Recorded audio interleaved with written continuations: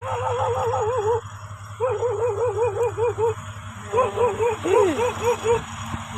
araw po. Ngayon po ay March 19, piyesta ng ngayon, March 19, 2025. Andito po ako ngayon sa Palayan, sa may Lakyus. Ayan. Shoutout po kay Kuya Junior Kunanan. Salamat po sa sa kamatis. Kumakatok po kasi ako dun sa kubo na yan. Tapos wala raw tao. Sabi ko kasi magano sana ako ng kamatis. Makikipitas halagang 50. Sabi niya, ito kunin mo na sign na lang. Ayun, kaya papasalamat ako sa iyo, Kuya Junior Kunanan, sa kamatis. So yung ipapambili ko dapat ng kamatis, pupunta ako ng Kongdadong Dam, ibibili ko na lang ng isda. Solve na ang ating dinner. Thank you, Lord.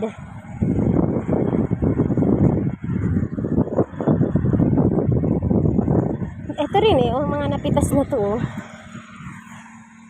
Ganito yung last year na mga pinulot namin, namulot kami ng kamatis. Ayan See? Mga nakikita nyo pula-pula na yung kamatis yan. See?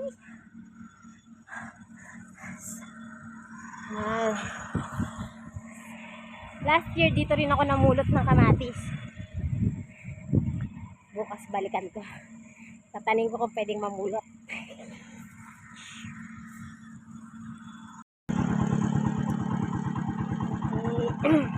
Galing na ako sa Lakyos ng kamatis.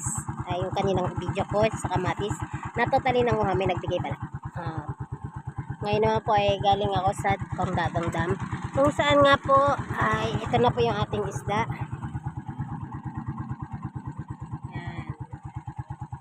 Natawaran natin yan sa halagang 65 pesos. Malaki-laki na yan. Hindi ko na nagawang mag-video dun mismo sa Kongdadong Dam dahil may mga kakilala tayo. Nakalimutan akong mag-video na ipagkwentuhan ako, binabituloy ako. At mamaya, papakita ko sa inyo kung paano natin lulutuin yan. Pag hindi ko na ipakita, ibig sabihin hindi ko na video.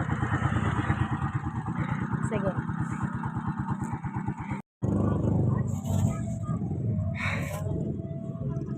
Ayan, dumaan ako dito sa Talipapa para bumili ng mustasa at saka ng siling green at ng gabi.